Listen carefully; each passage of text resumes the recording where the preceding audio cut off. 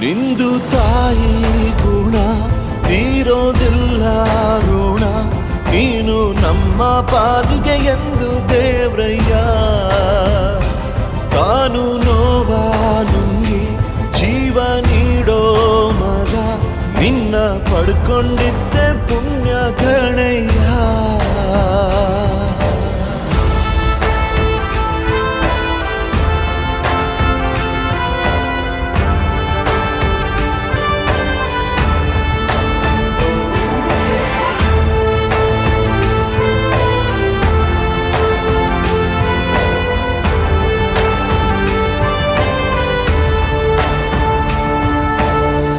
ಅನ್ನ ಕೊಡೋ ಭೂಮಿನು ಹೊಗಳುತ್ತಿದೆ ನಿನ್ನನ್ನು, ಊರನ್ನೇ ಬೆಳಗೋ ವಜ್ರ ನೀನು.